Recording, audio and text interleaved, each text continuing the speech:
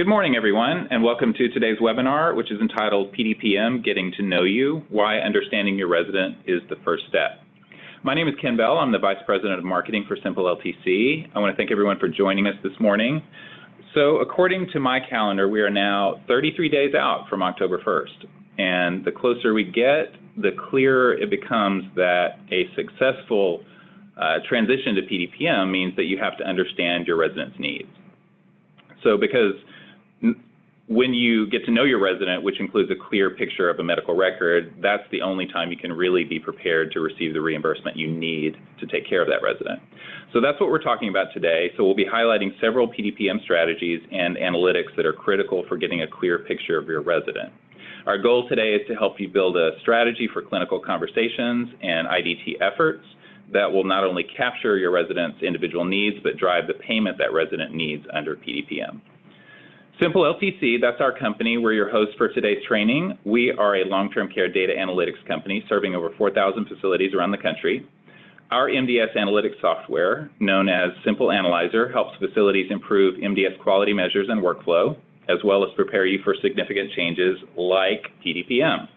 So for more information, you can visit our website at simpleLTC.com. And before I introduce our speaker today, a couple of quick notes. Handouts, we always get lots of questions about those. They are currently available.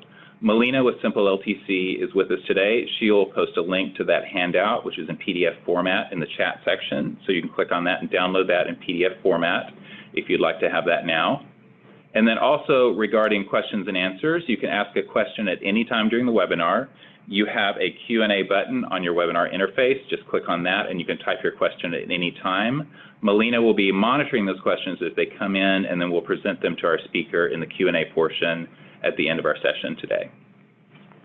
So with that, I'm going to go ahead and introduce our speaker, Susan Kroll. We're happy to have Susan with us today. She's the Chief Strategy Officer for Quality Rehab Management, also known as QRM.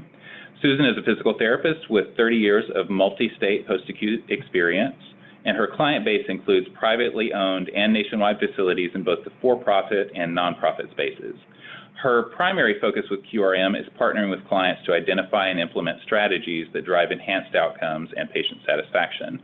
And Susan describes herself as a PDPM enthusiast, which I'm not sure many of us would call ourselves that, but it's nice that Susan and people like her do. She's been fully embedded with PDPM training with SNFs for probably well over the last year and the lead up to October 1st and the PDPM transition. So we're very happy to have Susan with us today. And also with us is Corey Pauly. Corey is the Director of Product and Software Engineering for Simple LTC, where he's responsible for product evolution and development of our code and all of those fun things on the back end. So Corey will be providing a little bit of detail about the key analytics that we're discussing today in PDPM calculations. So with that, again, thanks everyone for joining us. I'm going to go ahead and turn it over to Susan to get us started. Thank you, Ken. I'm so happy to be here, and I appreciate everybody's time. We are going to talk about getting to know you and why it's so important. And honestly, this song, Getting to Know You, getting to know all about you, getting to like you, getting to hope you like me, it's like all of a sudden it was like, that's what this is all about. This is just wild. I mean, when we first started talking about PDPM, it was really clear that this is patient-driven. We are moving towards what CMS has been pushing us and pulling us to do for years now. So what we've been doing at QRM has been going around and really getting with the teams in the buildings and talking about strategies and approaches and understanding the model. So we start with the big picture, then we work down to the actual patient level detail. And one thing, or a couple of things that just continue to pop out from New York, Wyoming, Texas, Georgia, wherever we are, everybody wants their patients to get better, clearly. And everybody needs every single penny they can possibly recognize to care for their patients. But one thing that we're seeing consistently is that when we start talking about the patients, the information that is in the MDS analytics that we're looking at the HIPS codes and what the PDPM categories are falling into do not match the patient that the team is telling us about. And when they start looking in their documentation, they're realizing they just haven't been capturing what it's going to take to drive this new model. So we wanted to really, we've got, again, how many days, 33 or whatever, we're down to the wire, and we want to make sure that everyone is aware of those key opportunities, how critical they are, and then with simple information that they pulled from some of their data, we'll be able to see that what we've been talking about and identifying is really universal. So universal opportunities for improvement. So let's just dive in here and talk a little bit about what, we want to make sure everybody's on the same page with PDPM, the background, really the CMS's drive to value, and why I believe that CMS has been pushing and pulling us to get to know our patients so critically in those first few days, set the baseline, get reimbursed to care for the patients based on what we tell CMS that they have, that they've presented with. Then we're going to talk about how we can continue to analyze what we're doing, build new skills and competencies, make sure we're auditing ourselves so that we can recognize and keep the payment and be successful under this new payment model, which is a breath of fresh air. I'm ecstatic about this thing. So we have a poll. Okay, yeah, thanks, Susan. We're going to start off with a quick poll just to kind of take the temperature of our entire audience here. And we do have, I don't know, a few thousand people on the line with us today. So this should give us a pretty good overview of the landscape. So take a look at the poll on your screen and vote really quickly. There's several options here. So what are the competency trainings you feel are vital in order to prepare for the October 1st change? So we'll leave this open for a few more seconds here, and we can kind of, in real time, watch the results coming in. And then, Susan, I'm sure you'll have several things to say about the results. Okay, we'll leave this open for just a few more seconds.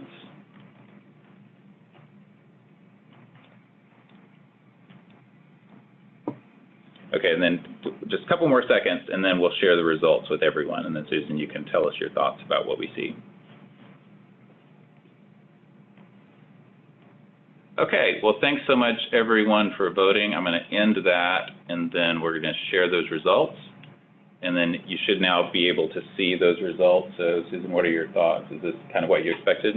Spot on, absolutely spot on. The ICD-10 coding has been everybody's big concern, and we cannot stress enough how critical it is to make sure you've got that crosswalk pulled up and that the entire clinical team is surrounding that patient, in theory, around the table as the decision is made. What is the primary reason? Why did this person end up coming into SNF stay? So what we're talking about is, they were somewhere, they went to the hospital for something, they did not go back where they started from. Why did they have to come to us? So that starts a very fascinating discussion when you're sitting around the table with all the caregivers. That and then, the documentation, critical. Okay, so I'm going to keep going. That was spot on with what we thought. So I'm going to keep going here. So I'm just going to quick overview. Obviously, this is impacting us on 10-1, skilled nursing facilities, Medicare Part A. We wish the managed care was clear for everyone at this point. There's still a lot of questions out there. But, clearly it's a reimbursement rewrite. And the criteria for skilling a patient has not changed. Even though there's lots of questions around, how much therapy now is going to be given, who's skilling this patient. Whatever we do, make sure we continue to document skilled coverage every single day. We cannot miss that beat.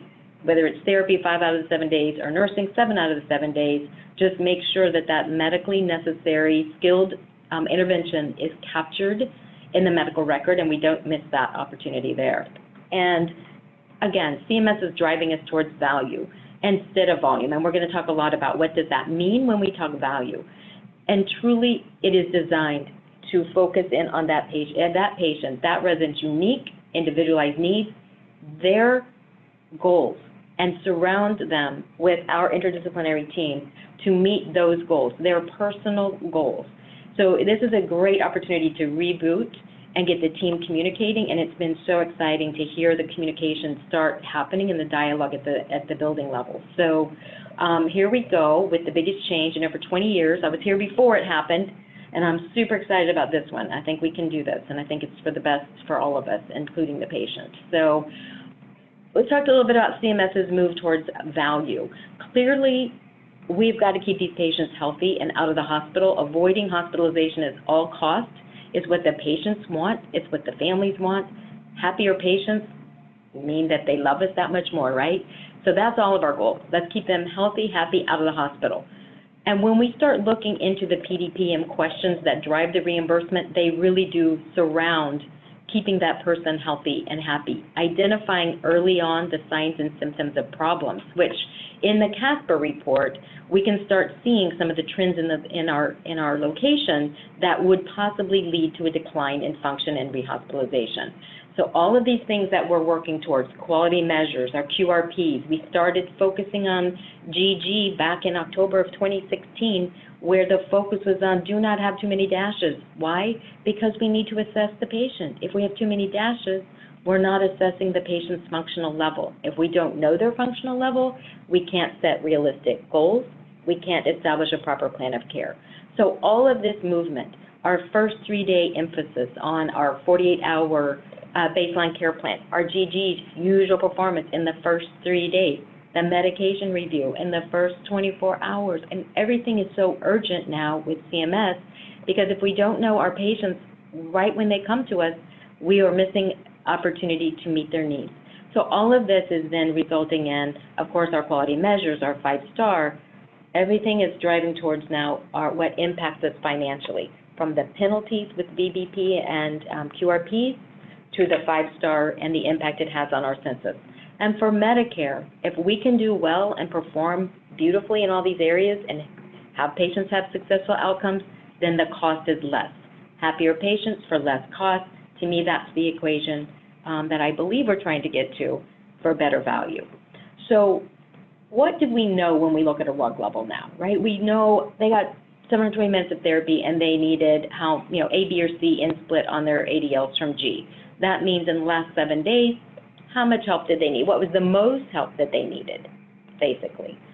But under PDPM, what we will know is we will know now that so many clearly defined characteristics of our patients that we're taking care of. So I'm going to go ahead and dive into what those are. And I think you guys know them, but the key is we got to capture this stuff. So the reimbursement drivers, we're not any longer focused on just how many days and minutes of therapy. Thank goodness. What is going to tell us more about the patient so that we can provide better care? Why are they in our SNF care? Why are they here? Did they have surgery that resulted in their SNF care? If so, what do we need to be doing about that? What are the consequences that we're addressing? And then what is the usual performance score, their functional score in self-care mobility in the first 3 days of their stay? Not based on the therapist evaluation that might happen on the second day. If the therapist is driving your GG score, when they do an eval perhaps that second morning, they've already been they've had a full, let's say they came in at 8 o'clock at night even. They were transferred, they moved in bed, they've toileted, they probably brushed their teeth, they changed their clothes, they probably had a meal, a beverage. So we've already had part of our usual performance underway that we need to have captured. So we have all got to have systems in place, new systems in place to capture usual performance. How much help does that patient need from the caregivers from the minute they come into the building? That's something new that we've not been doing consistently across the board. Then we need the clinical conditions and comorbidities. That starts pre-admission. We've got to know every single thing because the more the problems that they have, what they present us with, the more we've got to get our clinical skills up to speed to meet that, and CMS will pay for it because it's a driver of reimbursement. The same thing with the treatment, depression, cognition, 2 big drivers that make a big difference in the reimbursement and also make a difference if someone's depressed. They are not able to participate as fully as they would perhaps otherwise, nor make gains. Cognition, if they're confused, we need to approach our patients in a different way. Again, big drivers of reimbursement, but big clinical implications if we miss it. Diet modification and swallowing disorders. If we miss a problem with swallowing, the chances are that patient could be at risk for aspiration pneumonia, hospitalization, malnutrition, a whole array of problems that we cannot let happen under our watch. And then restorative nursing. We haven't seen restorative nursing under RUGs historically on Medicare Part A because therapy trumped all the other categories except for extensive. So restorative nursing is an exceptional option, I believe, to being able to carry over and practice the skills that they're working on in therapy. Yes, there's more reimbursement for it in the lower 2 categories with your behavioral and your reduced physical function, but I think it's because really it is a great opportunity to help our patients make better gains. So we've got 5 clinical categories that are scored individually. Everybody stands on their own. Each one has reimbursement. It's all totaled together to get your daily rate. And this initial MDS, with an assessment reference date of no later than day 8, as you know by now, sets your reimbursement for every single day from the day they come into your building until the day that they discharge out, unless you do that optional IPA. The intent to me seems to strengthen the care delivery and the care team collaboration. It makes me so happy when we're doing teaching and training that someone, puts their hand up and says, I know what we need to do now. We really have to talk more. We have to document everything that we're seeing. Like, yes, you sure do. It's fantastic. And so we have some new core competencies that we have to develop. We've got to make sure the BIMs and the depression are delivered according to the REI manual instructions instead of what we've been doing, and GG's got to be according to the intent and the instructions as well, just to mention a few key things that you all pointed out earlier. So let's keep going here. Again, we've talked about the MDS assessment and the schedule. We have up to day 8 to capture the needs, the most critical needs, the active conditions of the patients during that 7-day look-back window. We've got to make sure we get it right, and we've got to start pre-admission gathering all the data that could lead us down the path of understanding our patients better. That IPA is optional, and we would want to make sure we do an in-depth analysis of the impact before we complete that IPA and make sure it's really what we want to do and it's going to truly be capturing what we want it to. And then that discharge assessment is critical now. That discharge assessment will tell Medicare how much improvement we made from our baseline GG score to discharge. That's going to be critical when CMS starts looking at what are we doing now? How much therapy are we delivering? How much group and concurrent are we delivering? And what is the improvement? What is the outcome that we're getting with our patients? That's where they're going to be monitoring us, is how much are we gaining with our patients? What functional gains are we recognizing? So here's our first 8 days. It's very busy, right? No wonder we're getting that triple on the NTA in the first 3 days of this day. We have a lot of work to do in those first 3 days to gather those conditions. The NTA category alone has 50 different items that have points assigned to them that we'll get to a little bit later. But we've got to do so much to gather information. The gathering of the functional score is not easy. We need to gather it from the frontline caregiver. We've got to talk about, are we going to initiate restorative? If so, we've got to do it right away. Are we capturing all the diagnosis and the primary reasons for this day? We've got to have this right. We've got to document it and get it all gathered. This requires a new daily team meeting, a new clinical meeting, a new level of discussion. So we've got up until the day 8 as the latest day. Get those BIMs in, get your PHQ-9 done, and make sure that we're having a very strong GG discussion to establish what usual is. We recommend by day 4, I think is what we're hearing most in the industry. We should be able to know our usual performance in the first 3 days, set our goal, establish our care plan to make sure we're addressing those needs of that patient. So then let's look at the components again. These are the different components. There's a dollar amount for each one of the case mix adjusted components, which is PTIOT speech, nursing, and non-therapy ancillary. So we want to make sure that we are capturing and identifying the critical drivers of each of these. This is the formula that's going to be used that we'll get reimbursed based off of. And you can see the urban and the rural base rate for PTIOT speech, nursing, and non-therapy ancillary. Those will be adjusted based on their case mix index. What is it that we're finding out about each of those components? So looking at that, we've heard a lot about speech lately, right? That's a big deal. We need speech involvement to help us assess these patients and make sure we're capturing all the speech components. It's a very low rate. You see it's $22.68 as a base rate. However, you will see when we get to that category, if that patient presents with a multitude, like 5 major different issues, that you will be reimbursed accordingly, that you can multiply that times as much as 4 times that base rate to get a daily rate for speech if they have those needs, if they need those needs, somebody needs to address those needs. So let's just keep going and look at some of the impactors, right?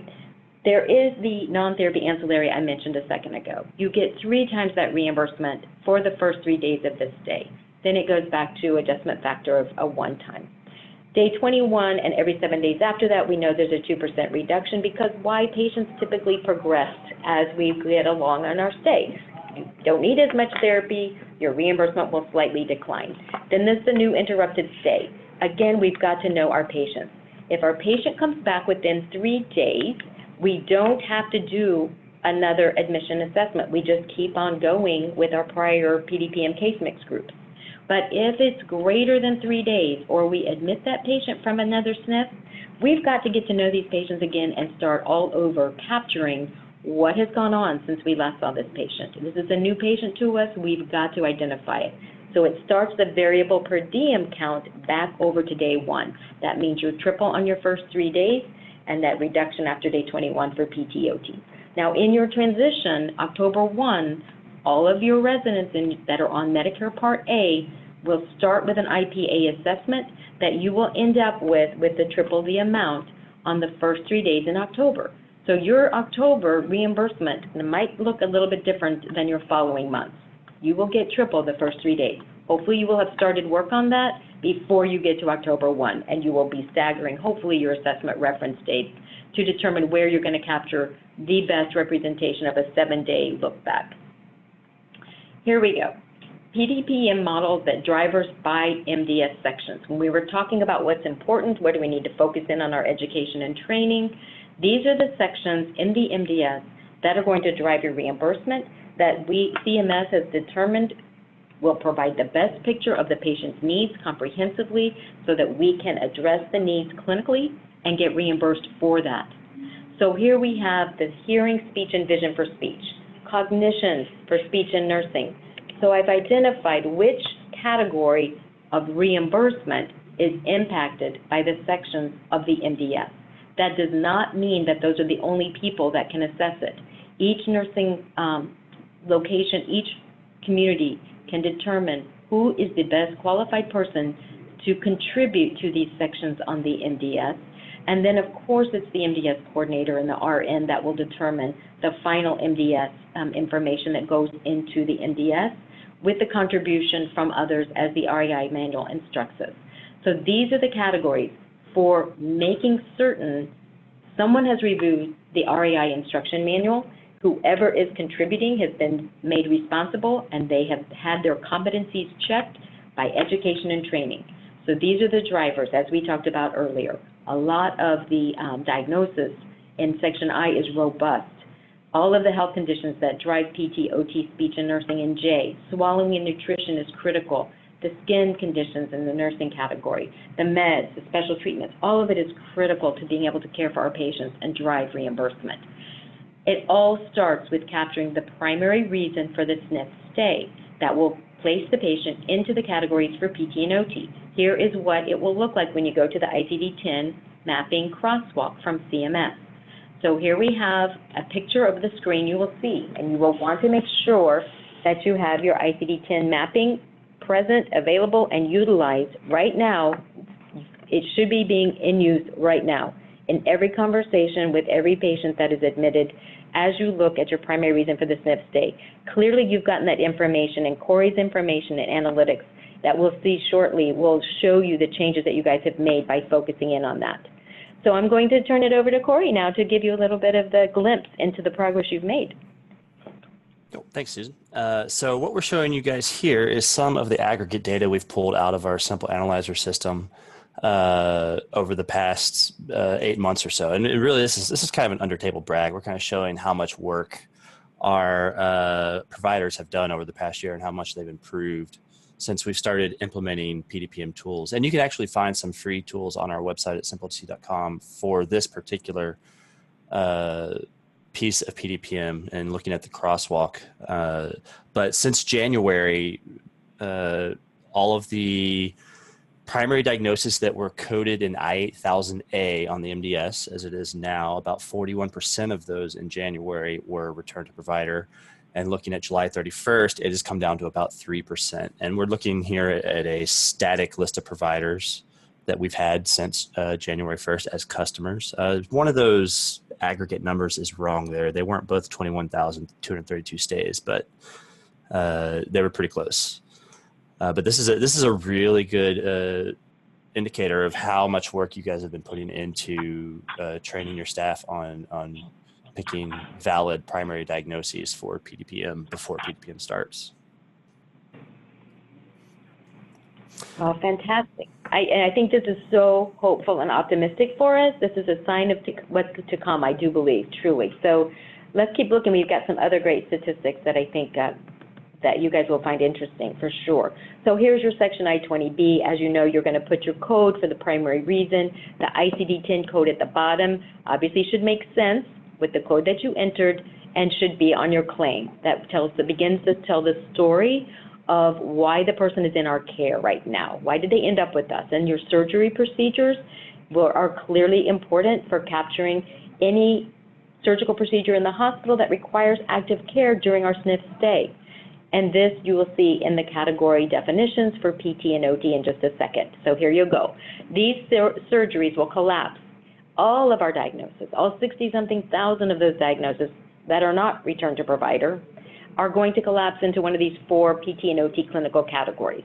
So you recognize the joint replacement, spinal surgery, non-orthopedic surgery, acute neuro, other ortho, and medical management.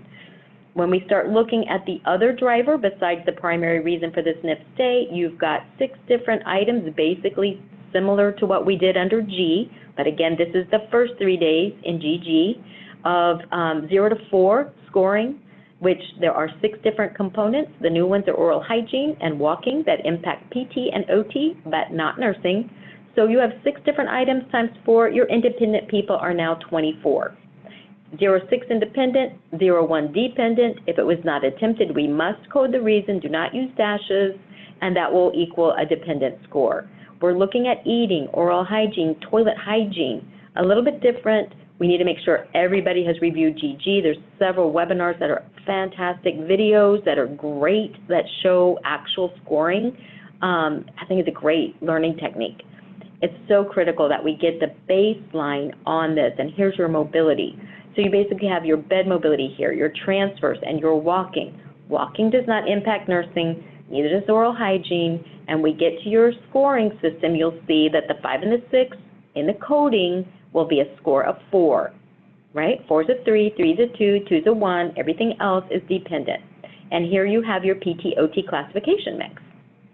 So as you look through this, you will see your 4 major clinical categories, your section GG functional score breakdown, 0 to 5 dependent, more dependent, 6 to 9 a little more independent, 10 to 23 are the patients that we see a lot of. These are patients that are able to participate in therapy. 2 dependent, and apparently historically we did not provide as much therapy to the 10 to 23 range. And you will see that at CMS's logic with their case mix index followed historical participation levels.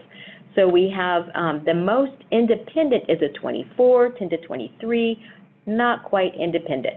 Let's look and see what we've been finding.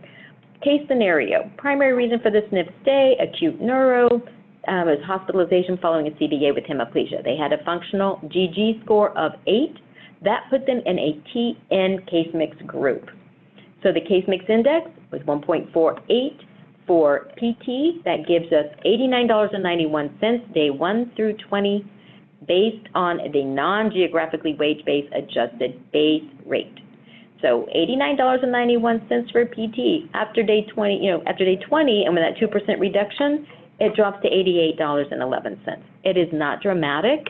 OT, same thing. The 1.50 is case mix index times the base rate, and it gives you 84.83 day 1 through 20. Multiply that times 0.98, day 21 through 27, it drops to $83.13. What are we seeing in the trends? What we're seeing when we're doing the training is the majority of the PT and the OT-GG scores are in that 10 to 23 range. And that's not the 8 that I gave you an example above. Above we said an 8, $60.75. If it was a 10 to 23, it would be $94.16. It just needs to be right. We have got to capture the baseline.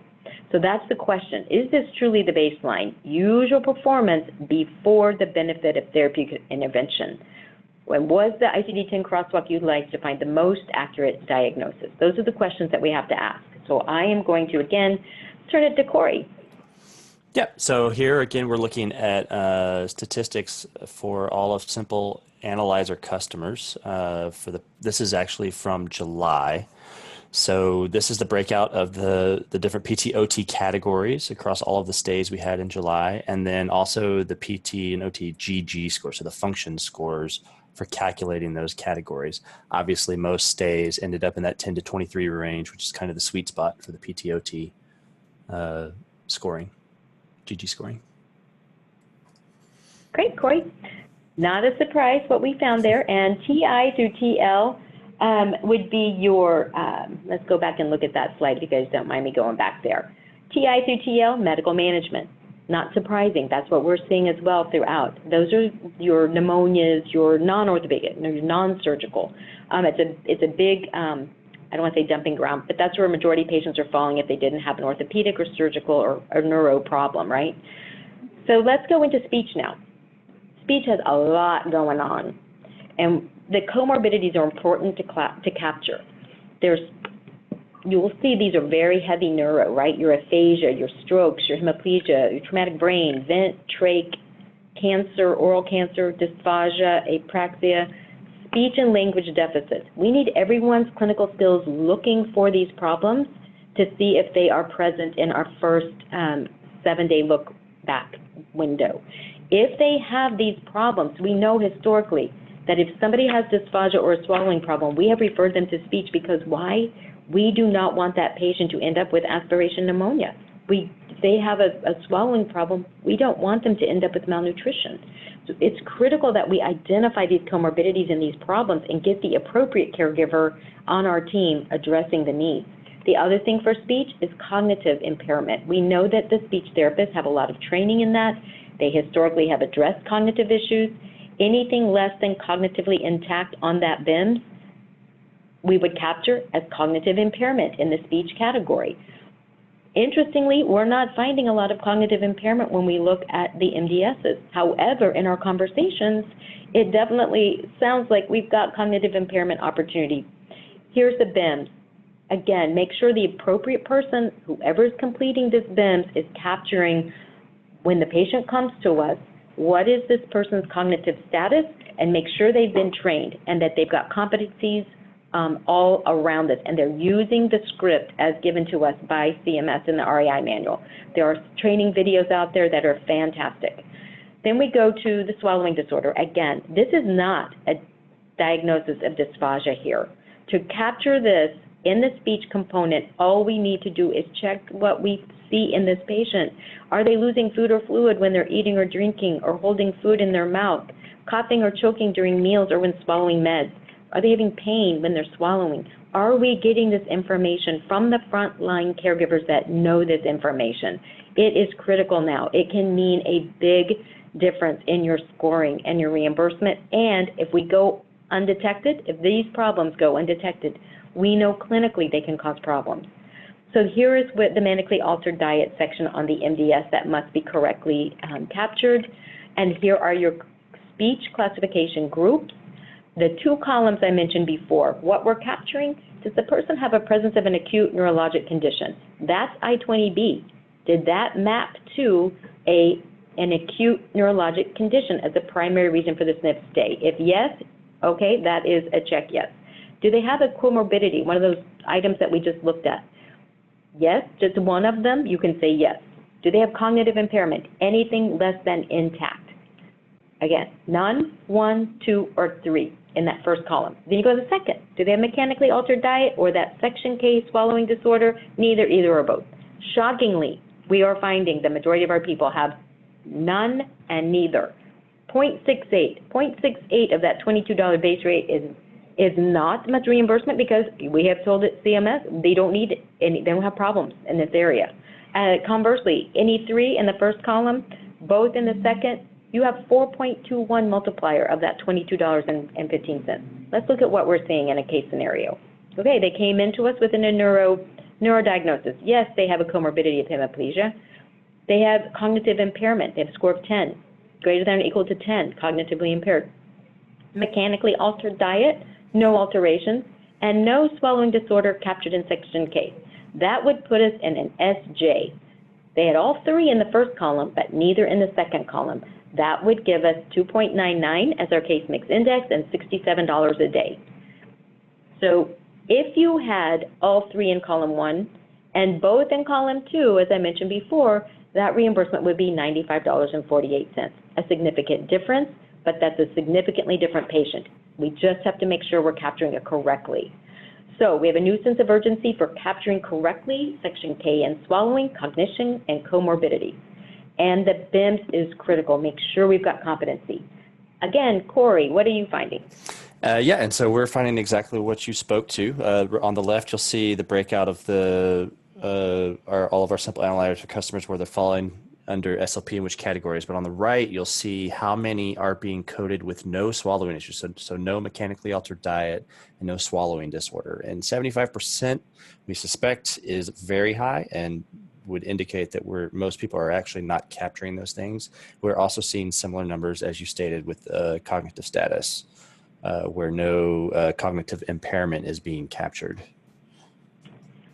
Thank you, Corey. And it is shocking when we look at, when we have the patient's medical record and we're talking about what we're seeing on the MDS, opportunity abounds. And you all recognize that on the very first request for your focus areas. So cannot stress enough, Section K, we've got to make sure the frontline people know that we need that, and cognition's got to be right? Nursing is very involved as well. With 25 different case mix groups, we haven't seen these, even though they are not really changing dramatically. We just haven't been seeing them because it's been trumped by rehab. So now we finally get to see what is it that our patients are coming to us with. That was a wide variety of items there. Starting with your GG score for nursing. They only have 4 different components, basically some of the same that we're used to: bed mobility, eating, toileting, and transferring. 4 different items. A 16 on your GG score is independent. These are the categories. You've got extensive with a GG score of 0 to 14. If you have a 15 or 16, you're going to drop down to a lower category because you don't need this much help from nursing. But this is where you start at the top and work your way down. As soon as you can say, yes, okay, this person has a GG score of 10. They're in isolation. They meet all the requirements. That is an ES1 with a 2.93 case mix index, and you're done with nursing. As long as all the medical records are there backing you up. You just keep going through these and start looking in depth at all of the requirements that you need to capture to determine whether they're in a special care high. There's a lot of information in here. We've got to make sure we're capturing that shortness of breath when lying flat, fever, get your baseline temp, respiratory therapy on 7 days. All of those items are important, and here comes depression as a driver of reimbursement. You will note that if you have depression versus non-depression, you will get significantly more in reimbursement. If they are, because why? We have to address it, right? We need to make sure we have care planned it and we're addressing it appropriately so that they can continue to make progress and get that depression under control. The more help they need with their functional tasks, the more you're going to be reimbursed, right? It takes more CNA time. 0 to 5 is more dependent. That's a higher case mix index than 6 to 14. You see how this works? We've got extensive, special care high, special care low, and you'll notice extensive started with an E. Special care high started with an H on your case mix group. Special care low starts with an L.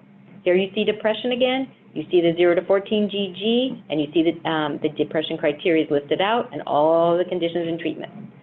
It's clinically complex, 0 to 16 now. This is where all those people that had 15 to 16 will default to. We still have depression scoring into this category. As you can imagine, we see a lot of clinically complex. But that all of those conditions that those patients present with, historically, we are seeing way too many in behavioral symptom and cognitive performance where we know in the medical record we see other problems that just were not captured on the MDS. So opportunities abound in making sure our clinical skills are at their peak and we're using everybody's skill sets. So here we go to the behavioral. We have 11 to 16. These are your more independent people with cognitive impairment. Restorative nursing now plays a role in driving your reimbursement. Same with reduced physical functioning, 0 to 16. Do you have 0 to 1 restorative nursing programs or greater than or equal to 2? You've got your list of your restorative programs. How lovely to have that initial focus on improvement and carryover of the skills that we're working on in therapy. Make sure they don't backslide and that they carry it over onto the floor 24/7. What can they do? Let's look at a nursing example. Functional score GG up to 6. They have hemiplegia, they're not depressed, puts them in a CBC 1, which comes out to $141.93 a day. note that if they would have had a depression score of 10, that would have been $164.18 instead of $141.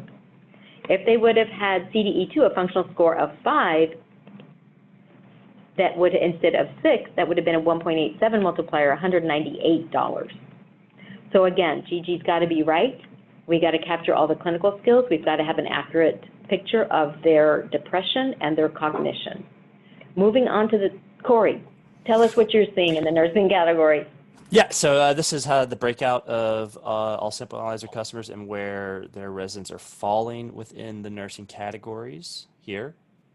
And in the next graph, you'll actually see where we are finding people fall under the PHQ-9 scoring as far as depression goes. And this is one of the areas where we suspect CMS will be watching a lot, because that 3.13% number is much lower than the medical literature would suggest or that you should expect. And we've shared some of that in previous webinars and at some, I believe at ANAC, we shared some of that as well. You would think that number would be closer to 30% or so, 20 to 30%. We know that 40 to 50% of patients have depressive symptoms. They may not necessarily be clinically depressed, but that 3.13% number is definitely much lower than we expect. And we know CMS will be watching that. And you can see the number of residents that have potential for depression, so special care high, special care low, and clinically complex is pretty high, 52%. And we know that about 50% of these residents are on antidepressants, but they have very low PHQ-9 scores. In fact, among these 21,000 plus stays, the average PHQ-9 score, it was somewhere between 2 and 3. I can't remember the exact number, but much lower than we would expect. So we believe that there's a lot not being captured in the PHQ-9 survey. Thank you, Corey. Opportunity there for sure. Now we go to the non-therapy ancillary services, which is the item set that's triple in the first 3 days of the stay. And when you look at all of the items we need to make sure we've assessed, you'll see why. So it's a point system. The more conditions you have, the more points you get. If you have 0, it's a 0.72 multiplier of your base rate. 12 or more, 3.24. A wide variance that, again, is tripled in the first 3 days of the stay. Here's the list of the conditions and the services that are delivered. You'll see the source. It's either from I-8000, which means you must write in the diagnosis and make sure that it crosswalks to the NTA category. I should have mentioned on the speech comorbidity that you saw about half of the items were I-8000. Those comorbidities also had to have been handwritten in or keyed in and checked against the crosswalk to make certain they mapped to the speech comorbidities. So that clinical crosswalk is critical for primary reasons, speech comorbidity, and NTA. For each one of these items, that's I-8000. You see the points to the right, and there were there's 50 items. And when we sit together in a room and we talk about patients, we identify so many points. I've had so many groups say a minimum 4 points, but that's not what we're seeing on the MDS. Here's a typical scenario. Diabetes, 2 points, puts a case mix group of NE. That gives you $76.71 as the base rate. Day 1 through 3 tripled is $230.14 a day. 3 points, however, would have put you at $106.28 a day, with day 1 through 3 being $318 a day instead of that $230 a day. One more condition captured. We're just wanting to make sure you're capturing all the conditions so that we can make sure we get the reimbursement and deliver the appropriate plan of care to address. There's so many places to go find that. The education and the training on begins pre-admission, looking at special appointments, looking at history, looking at the medications which are treating a condition. Knowing our patients is better care delivery and outcomes. Corey, what are you seeing in the NTA category? Yeah, so you can see here that just about 2/3 of the residents that we see in our sample analyzer customers are falling under NE and NF. So that is an NTA comorbidity score of 2 or less. And we've noticed in all of the case studies that we've done with our customers, most of them are missing a lot of NTA comorbidities. And it's just not making it from the clinical record into the MDS. And Susan, you can speak to what the difference between an NTA comorbidity score of 3 to 2 is. It is a huge multiplier, especially in those first 3 days. It can make a huge difference in your per diem rate. So this is somewhere where we see there's a lot of opportunity for improvement.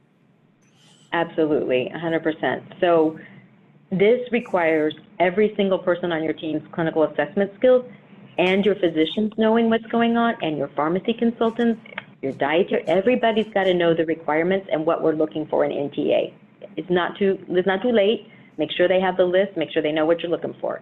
So what are we telling CMS in our HIPS codes? We used to tell them how many days and minutes of therapy, right? RUA01 or whatever, what assessment it was, how much help they needed, what was the most help they needed in the last 7 days. This is what we're telling people now. Now we're telling Medicare that first character of your HIPS code will be your PTIOT component. It will be the second letter in that category. Speech would be the next payment group, nursing, then the non-therapy ancillary, and then the assessment indicator. Your example here, if you have TF in physical and occupational therapy as your category, the first letter in your HIPS code is an S. If your speech is an SD, that's next. So you take the second letter, your next letter in your HIPS code is a D. For nursing, it's an alphabetical correlation to the category. LBC1 is a K. NB for your non-therapy ancillary is a B. It's a 5-day assessment, so it's a 1. And now your default is no longer AAA, it's ZZZZZ. And that's the lowest case MIC group of each component. What is CMS going to be focusing on? They have been very vocal about the fact they're going to watch shifts in our capturing on the MDS. As we've just told you, we believe that there will be shifts. We just saw it in the primary reason, dramatic shifts. So they're going to be looking for outcomes. They've told us where are they going to look? The QRP, the value-based purchasing, the rehospitalization, your star ratings. They are already looking at capturing information, 10-1-18 data on your skin and your change in mobility and self-score. Your QRP claim-based measures, discharge to community, preventable rehospitalizations, and your short stay measures, right? Pain, outpatient emergency department visits. They're going to be focusing all over that and your documentation, looking for shifts, looking for the documentation to support it, looking at your rehab minute delivery and your group and concurrent delivery as captured on that discharge assessment. So we're going to kind of start wrapping it up and get to your questions. I am with Quality Rehab Management, QRM. That's the group that I'm with at this point. I'm very happy to be here today to share what we are seeing, and so excited to help our clients gain the reimbursement and up their clinical assessment skills and really come together as collaborative teams. We help people transition their rehab in-house, and we own that program's success ongoing. We want to make sure we're containing cost, and operational expertise is put into play with QRM to help our clients be successful. We do provide PDPM training, analytics, webinars, toolkits, podcasts. We focus on all clinical program education and training for every single resident that's living in our clients' communities. We provide medical review, recruitment, and staffing support for our clients. Everything to take the burden off of our clients and provide the best outcomes and quality rehab programs that we can. So I'm going to turn it over to Ken, I believe, to speak a little bit to Simple LTC. Yeah, thanks, Susan, and also just a little bit of background on Simple Analyzer. So you've seen some of the power of the data analytics on the back end of Simple Analyzer, some of the data that's churning in the background, PDPM analytics, and everything that's we're presenting in the front end. We call it Simple Analyzer because it's simple to use. We try to keep it as simple as possible for users, but it's a very powerful and robust system on the back end. So as I mentioned, you've seen some of the examples that Corey talked about, but what the tool can help you do is forecast your PDPM revenue, do MDS scrubbing before transmission, so you have some proactive data to make decisions based on. You can forecast negative trends and target things before they become high-end problems. You can, in general, improve overall your QMs and 5-star ratings, reduce hospitalizations, track frailty, and those kind of things. So we're going to open this up real quickly with a final poll. Okay, great. We're going to have a poll, and then I would like to talk briefly about your transition game plan. So real briefly, but let's look at this poll. Okay. What we got. Right. I'm going to go ahead and give you this opportunity now because we've had several requests for more information. So if you are interested in learning more about QRM or Simple LTC, this is your chance to tell us, and this is just a simple kind of yes, yes both, yes either or no. And then for those of you who are interested, we can follow up with more information. So we'll just leave this open for a few more seconds, and then we'll jump into the final bit of information in our Q&A section. And as I mentioned earlier, Melina has been standing by, and we've gotten, I think, I don't know, dozens, maybe hundreds of questions by now from all our audience members who have joined us today. So we'll get to as many of those as we can. Apologize in advance if we can't get to all of them, but we will do our best to cover the primary topics here. Okay. And I would like to speak really quickly about the transition, October 1. We cannot have an assessment reference date later than October 7th. This is different. Normally we have that day 1 through day 8, day 8 being the latest assessment reference date. But for this one-time transition, October 1, the assessment reference date must be no later than October 7th. You can stagger your assessment reference dates, and you can look back into September in that 7-day look back to capture the most active conditions that you're addressing in that patient's care. So I don't want to mislead you on that, and I want to make sure you're getting ready for your transitions right now. Starting September 1 with PDPMing your new admissions, at least one, and then mid-September, getting a game plan for those assessment reference dates for any patient that will transition over October 1 on Medicare Part A. And with that, I think I will quit talking and let us get to your questions. Okay, so there are a couple of topics Susan's put on the slide that might be top of mind right now, and I'm sure some of these are in our questions. So Melina, what's our first question? If historically a SNF has not used a restorative program, will it be a red flag if the SNF initiates a restorative program in the new payment system? I would say absolutely not. I think you're going to have fantastic outcomes by using and integrating restorative as carrying over the skills that you're working on in therapy. I think nothing but fantastic things can happen as a result of that, which is what CMS is going for. Great, thanks. At one point in time, I had understood that ST would be doing the BIMs during their assessment. Can you please clarify? Again, we have absolutely heard a lot of communities choosing their speech language pathologists to be responsible for completing the BIMs. They have expertise, they have clinical assessment skills that could contribute to that, and it's each community's ability to determine who is going to complete different sections and participate in sections on the MDS. Absolutely, it makes all the sense in the world to me as well. Okay, great, thanks. What happens if a resident goes to another SNF from our SNF and returns within 3 days? Is that an interrupted stay? Yes, when you get that person, it's been within 3 days from the day they left you, no matter where they go, you just keep on going. You don't have to do a new admission if it's before that third midnight. You just keep going with that PDPM category they left with and pick up just like you did before. If it was a skip day, you pick up on the appropriate Medicare Part A day of the stay, and you do not do a new admission. Okay, great, thanks. If they meet criteria, will we be permitted to do short stay assessments for residents admitted on or after September 24th? No, I do not believe so. Let me make sure I'm clear on this.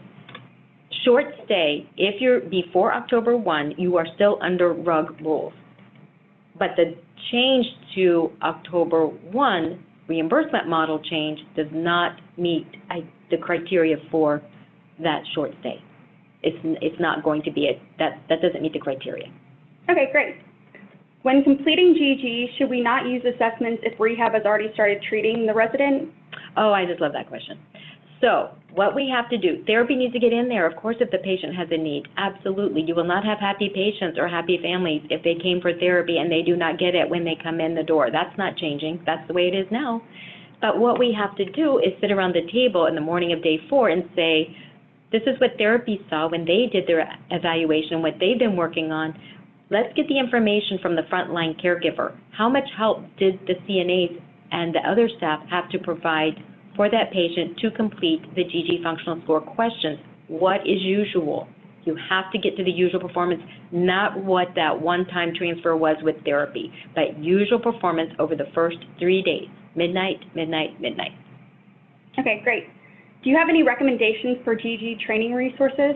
Oh, I love the videos. The videos are so fantastic. They just really bring it home.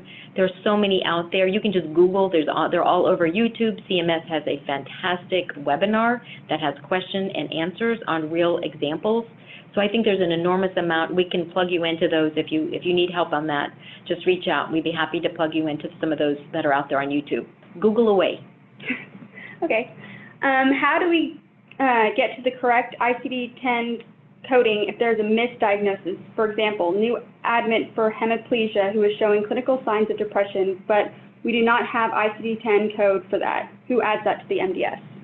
Well, first of all, get to your physician ASAP. So you've got to get your diagnosis from your physician. But again, that's your clinical skills and assessment coming into play there. If someone notes a problem, we've got to get that to the appropriate person in each community that will get it to the physician or the primary caregiver that will be able to get you that diagnosis and get it in the medical records. Okay, great. Are RDs or SLPs supposed to fill out Section K swallowing K100? It's up to each community to decide who on their team they want to assign that to.